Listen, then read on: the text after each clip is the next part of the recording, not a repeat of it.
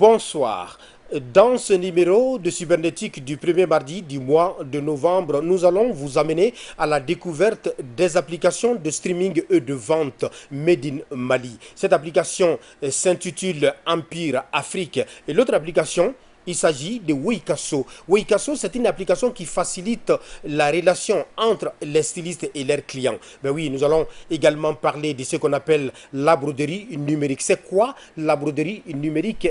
Qu'est-ce que la broderie numérique a apporté comme changement dans le domaine de la broderie et de la couture dans notre pays? Notre reporter Awa Sidibé est allé voir dans le marché alors ces changements de donne au niveau de la broderie. Qu'est-ce que ça a apporté et qu'est-ce que ça peut amener en termes de modèle ou de style? Ben voilà, vous verrez tout cela avec nos reporters cybernétiques au cœur des innovations technologiques pour vous informer.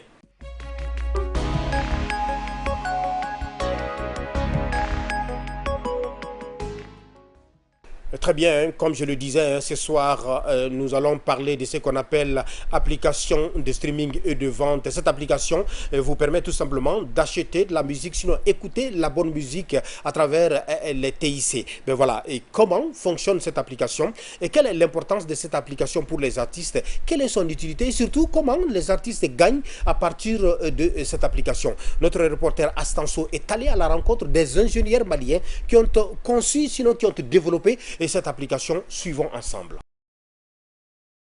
Rendre accessible à un plus large public la musique malienne tout en monétisant les œuvres artistiques, c'est le défi que souhaite relever la plateforme de streaming et de vente Empire Afrique.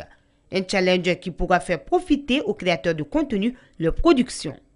Il s'agit d'un côté de booster le secteur de l'industrie musicale africaine en amenant les produits et les productions artistiques jusque dans les poches des consommateurs. Donc quelque part on répond au défi du digital. Donc maintenant les utilisateurs, les consommateurs, les fans ne sont plus obligés d'aller se déplacer pour acheter un CD ou pour acheter un produit loin de chez eux. Donc ils n'ont juste qu'à sortir leur téléphone, à faire un achat sur une application et ils ont la musique de leur artiste préféré dans leur téléphone. L'accès à la plateforme est conditionné à la possession d'un téléphone Android ou iOS et aussi d'avoir la connexion Internet. Là, je suis devant un téléphone Android. Donc avec les téléphones Android, je commence par aller sur Play Store. Notre application est disponible sur tous les stores, que ce soit Play Store pour les Android ou bien App Store. Quand vous allez sur Play Store, vous tapez juste Empire Afrique. Voilà, la première référence qui sort, c'est notre application. Vous n'avez juste qu'à l'installer. Voilà. Dès que vous l'installez, ça vient de cette manière-là. Je vais descendre... Je vais par exemple choisir un produit au hasard, par exemple celui-là, ici. Vous voyez que ce produit il coûte 500 francs et il y a 2 personnes qui l'ont acheté. Donc ici j'ai le bouton acheter maintenant. Dès que je clique dessus, j'ai des options de paiement qui apparaissent. Paiement avec Orange Money, ça c'est pour ceux qui sont au Mali, qui veulent payer avec leur compte Orange Money. Et il y a le paiement international. Dès que en fait, l'argent est prélevé, donc dans mes achats ici, vous avez la liste de tous les produits que vous venez d'acheter ou bien que vous avez acheté par le passé. Au-delà de rentabiliser les productions artistiques grâce au digital, Empire Afrique se veut un start-up éducatif en inculquant aux utilisateurs les notions d'achat. Effectivement, nous essayons vraiment de cultiver le réflexe d'acheter ce qu'on consomme. Voilà. Nous, en fait, au Mali, ici, on est habitué au gratuit. C'est un peu, voilà. On est habitué à avoir les choses gratuitement. Or, ça, c'est quelque chose qui ne profite pas à celui qui fait l'effort. Voilà, notamment les artistes. Les artistes, ils investissent beaucoup d'argent dans la production de leur musique, de leurs albums. Il y a tout ce qui est, tous les coûts liés à la production, c'est-à-dire que le beatmaker, l'ingénieur son, l'enregistreur, le réalisateur de clips, le distributeur, tout ça, ça a un coût. Et s'il faut qu'après tout cela, que cela soit distribué gratuitement, ce n'est pas rentable du tout. Au départ destiné aux artistes maliens, Empire Afrique au fil du temps s'est positionné en une place de choix, cela en devenant la première plateforme de streaming au Mali permettant la vente de contenus produits par les artistes de tous bords. Oui, très bien, comme je le disais, hein, ce soir nous allons parler de ce qu'on appelle la broderie numérique. Comme vous avez constaté maintenant, oui, il y a ce qu'on appelle la broderie numérique. Ça veut dire que la technologie s'invite dans le domaine de la couture. Alors, comment ça se passe aujourd'hui dans le marché malien? Il faut reconnaître aujourd'hui que voilà, la broderie classique est en train de subir de plein fouet la vague de la broderie numérique. Notre reporter Awa Sidibé est allé voir dans le marché, voilà, quel est le choix des clients et comment ils font la broderie à travers l'intelligence artificielle. Suivons ensemble ce reportage, c'est avec Awa Sidibé.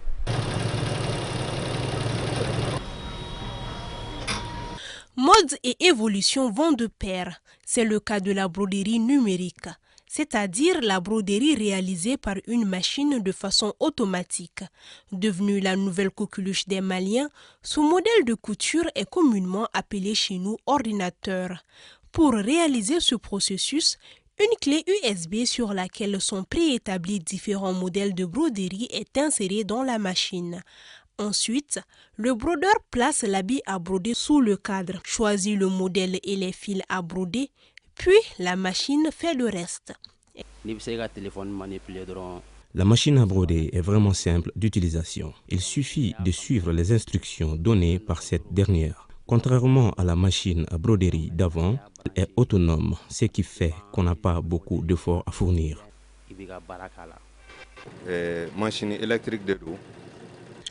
La machine fait tout d'elle-même. Après l'avoir branchée, tu appuies sur un bouton à droite de la machine pour l'allumer. La machine te montre la durée du modèle choisi. Dès son apparition sur le marché malien, la broderie numérique a ravi la vedette à la broderie manuelle, de par ses dessins attrayants, son autonomie et la finesse de sa finition. Aujourd'hui, tout le monde ne parle que de l'ordinateur. C'est vraiment bénéfique pour nous. Elle est plus légère, plus fine et plus jolie. Sur 10 bassins de femmes qu'on reçoit ici, 8 sont pour la broderie numérique. La machine numérique a allégé notre travail. En plus, c'est rapide. Pour pouvoir travailler avec cette machine, les tailleurs doivent débourser la bagatelle de 1 100 000 francs CFA. Ils doivent également s'informer sur le circuit d'achat, car ces appareils viennent de la Chine et des Émirats arabes unis. Les tailleurs se disent satisfaits, du moins ceux que nous avons approchés. Pour les femmes, les prix commencent à partir de 30 000 à 60 000 francs CFA. Par jour, on peut broder 5 habits d'hommes. Les prix commencent à partir de 15 000 francs CFA. En plus, elles ne consomment pas beaucoup d'électricité.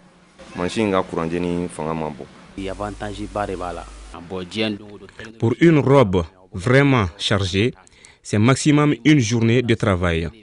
Avec la broderie manuelle, on pouvait faire 2 jours là-dessus. Malgré tout cet engouement autour de cette nouveauté, les anciens modèles de broderie n'ont pas pour autant disparu. Pour cause, certains tailleurs n'ont pas les moyens de s'offrir cette machine, de même que certains clients qui n'ont pas les moyens de se payer ce service.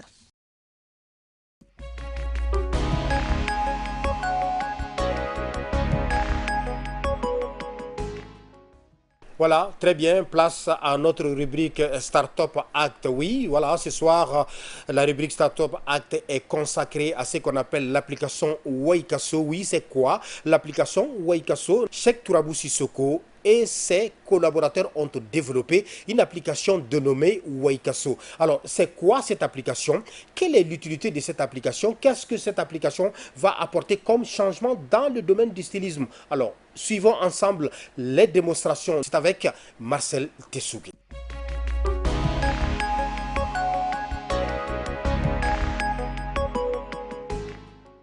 Waikaso est une application qu'on a conçue pour aider les ateliers, les stylistes à gérer leur activité de la manière la plus simple possible.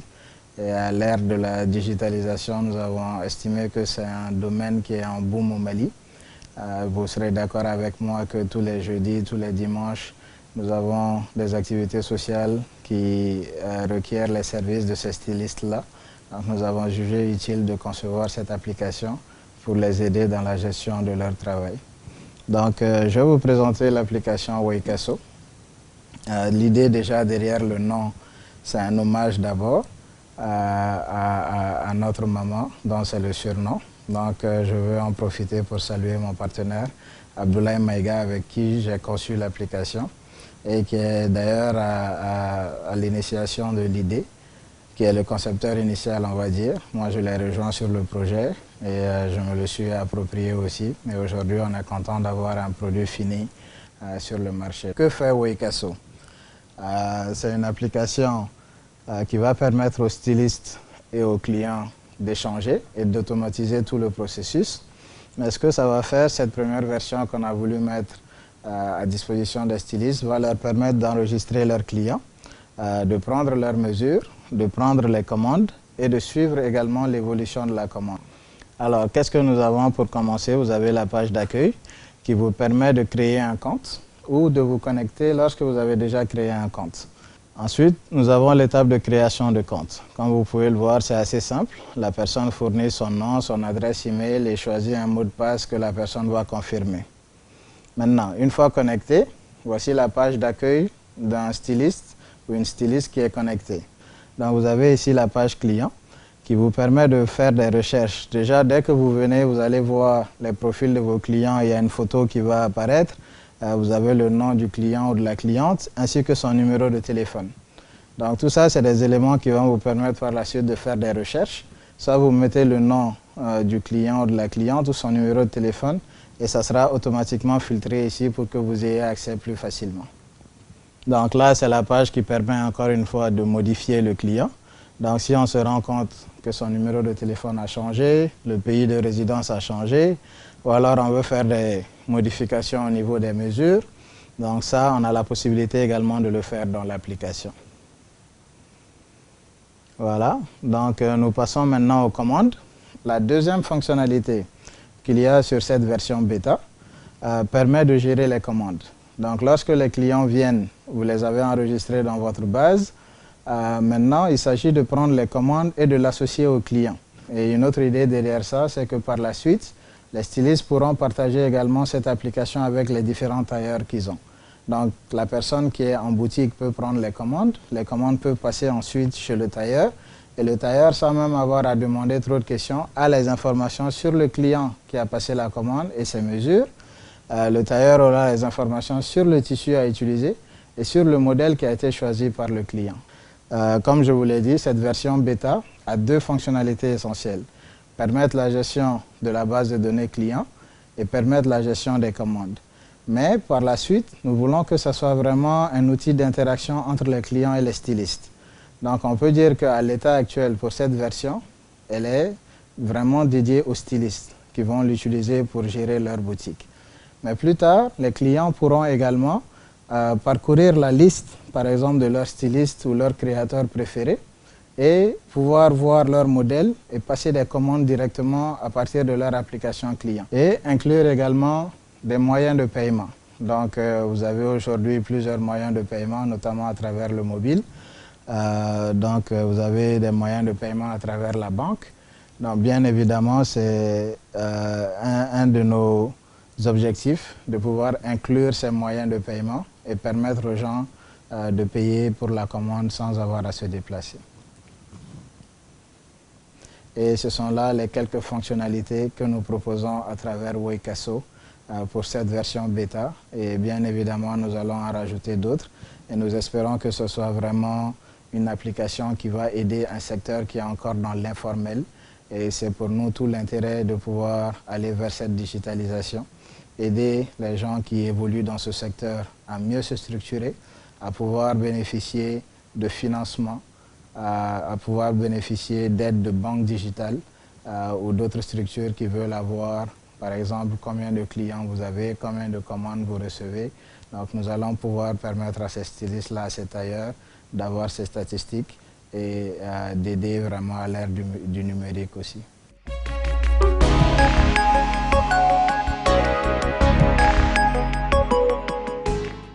Nous avons ce soir sur le plateau de l'émission cybernétique M. Abdelkader Ki, il est le directeur national de l'économie numérique. Avec lui, nous allons parler justement de la semaine du numérique. Monsieur Ki, bonsoir. Bonsoir. Alors, nous sommes dans la semaine du numérique. Et pourquoi une semaine dédiée au numérique? Le numérique aujourd'hui, vous le savez, c'est des outils qui sont devenus indispensables. Ils se sont immiscés pratiquement dans toutes nos activités, que ce soit des activités génératrices de revenus ou que ce soit des activités sociales. Donc les technologies aujourd'hui ont envahi pratiquement tous les domaines et il est important que les acteurs de ce secteur-là que nous sommes se retrouvent en un moment donné pour non seulement discuter un peu de ce phénomène-là, voir un peu les problématiques qui sont au niveau de ce secteur, essayer de trouver des pistes de solutions à ces problématiques, et tout cela dans la perspective vraiment de mieux intégrer, de mieux se servir de ces outils technologiques, donc en créant un cadre de concertation déjà entre tous les acteurs pour qu'on puisse évoluer de façon harmonieuse et également donner l'opportunité aux autres qui ne maîtrisent pas ou qui ne connaissent pas déjà ces secteurs-là, d'apprendre à connaître ces secteurs et aussi d'innover, de créer l'esprit de compétitivité et d'innovation, surtout au niveau du secteur privé, qui reste la seule locomotive aujourd'hui pour mieux profiter de ce secteur-là. Alors, le maître mot a été pour cette semaine la souveraineté numérique. Et quelle va être la stratégie du département pour relever ce défi de souveraineté numérique? Bon, en fait, le thème qui a été retenu cette année, c'est le thème consacré à la modernisation de l'administration. Comme vous le savez, notre département a été renforcé par cette mission de moderniser l'administration et cela ne peut se faire sans les outils TIC aujourd'hui. Et moderniser l'administration, vous savez, c'est un concept aussi vieux que le monde, c'est-à-dire chaque fois que nous essayons d'adapter les moyens de production à l'ère actuelle, nous parlons de modernisation. Et de tout le temps, l'administration a cherché à se performer, à être performante, à avoir de nouveaux outils de production et tout cela pour mieux servir les citoyens. Et c'est de ça qu'il s'agit. Et ces TIC-là aujourd'hui sont des moyens incontournables pour rendre cette modernisation possible. Et cette modernisation va effectivement nous permettre d'assumer notre souveraineté parce qu'une administration performante est une administration redevable, est une administration qui également génère des ressources pour le bien-être de ses citoyens. Donc c'est pour que cette année, on a retenu ce thème-là, les TIC, au cœur de la modernisation de l'administration, et ce qui va nous permettre également d'asseoir notre souveraineté de façon pérenne et irréversible. Alors, qui parle de la souveraineté parle de la valorisation des compétences locales. Est-ce que vous pensez aujourd'hui que le Mali a de la potentialité pour pouvoir relever ces défis de souveraineté numérique? Évidemment, évidemment. C'est pourquoi nous avons axé cette semaine-là autour de deux événements majeurs. Le premier événement, c'est la mise en compétition de ces valeurs sûres que nous avons ici, en local, mais qui ne sont pas encore identifiées et qui malheureusement aussi la plupart du temps sont des gens qui sont sans moyens de se faire entendre ou de se faire voir. Vous voulez parler des startups? Je veux parler exactement des startups, c'est parce que c'est à ce niveau-là que les jeunes ont beaucoup de créativité, ils ont beaucoup de talent, mais malheureusement ces talents ne sont pas connus, ne sont pas également utilisés. Donc c'était une façon de les amener à nous faire savoir ces talents cachés-là. Et maintenant, comment est-ce que nous pouvons utiliser ces talents pour contribuer à la modernisation de l'administration? Donc nous avons initié cette semaine du numérique dans ce sens-là, pour vous faire comprendre que nous avons beaucoup de potentialités au Mali. Ça ne manque pas, c'est énorme, mais c'est pas connu, c'est caché. Vous, en tant que directeur national de l'économie numérique, quelle est la politique nationale disponible aujourd'hui pour dire que le Mali va être demain le champion du numérique? Aujourd'hui, vous savez, en matière de politique nationale de développement de l'économie numérique, le gouvernement a adopté en 2016 un document stratégique dans ce sens-là, qui a été élaboré en 2015, qui, dans ses piliers essentiels, notamment au niveau des infrastructures, au niveau également des contenus, tant qu'au niveau des compétences, mis l'accent sur le développement de toutes ces branches-là qui soutiennent effectivement le numérique. Et la vision de ces documents, c'est vraiment de positionner le Mali comme étant un hub technologique. Et je pense que dans les jours à venir, vous allez voir qu'une de ces initiatives majeures, c'est le complexe numérique qui aujourd'hui est en pleine implantation pour recevoir tous les industriels, c'est-à-dire tous les investisseurs dans le secteur du numérique en termes de création de l'industrie locale du numérique. Et cela est déjà un grand pas pour que le Mali soit placé au cœur de cette révolution technologique. Mais ce sera également le lieu de développer aussi de grandes écoles de formation, de construire de grandes écoles de formation avec des programmes bien adéquats pour que nous puissions avoir les compétences nécessaires pour soutenir cette révolution du numérique, non seulement en termes d'appropriation, mais également en termes de recherche fondamentale pour que nous-mêmes demain nous puissions développer notre propre produit local made in Mali dans les domaines des TIC et pouvoir les exporter. Monsieur le directeur, où en est-on avec le programme Mali numérique 2020? On a eu à l'évaluer en 2021, courant 2021, le processus d'évaluation a fini en 2022. Donc on a fait l'état des lieux exhaustif en termes de mise en œuvre de ces documents et malheureusement on a constaté que nous sommes à 27,4% de taux de mise en œuvre, soit 18 actions sur les 67 qui ont été programmées dans ces documents. Je ne viendrai pas là sur les raisons pour lesquelles on a eu ce taux-là, mais il faudra comprendre tout simplement que nous avons du chemin à faire. Il y en a qui a été fait, mais il y a encore beaucoup à faire. Les chantiers restent vastes, les enjeux sont énormes. Donc il va falloir très rapidement mettre en place un nouveau document quinquennal de planification stratégique portant sur 2023 à 2027 et avec les documents actualisés de la politique nationale de développement de l'économie numérique. Monsieur le directeur, ça c'est la première édition de la semaine du numérique. Est-ce que vous avez déjà une idée de la deuxième édition ou cette première édition, est-ce que les objectifs sont atteints? En termes d'objectifs, nous avions une cible. La cible, c'était déjà les startups pour les mettre en compétition. Et également les panels que nous avons animés en termes de problématiques à discuter entre éminences du secteur. Et je pense que tous ces gens-là se sont retrouvés ici bien engagés. Et en termes d'objectifs, je pense qu'on ne pouvait pas espérer mieux que ça. Évidemment, on aura de prochaines éditions où nous allons ratisser, en fait, on va essayer de voir dans la mesure du possible, en fait, pour voir un peu plus grand. Donc lui donner une autre envergure, cette fois-ci c'était purement local, pourquoi pas lui donner une envergure sous-régionale ou internationale encore. Donc ça c'est des questions auxquelles nous allons réfléchir avant la deuxième édition. Mais soyez rassurés que c'est une pérennisation de cette activité que nous recherchons là pour mettre en place ce cadre-là fédérateur.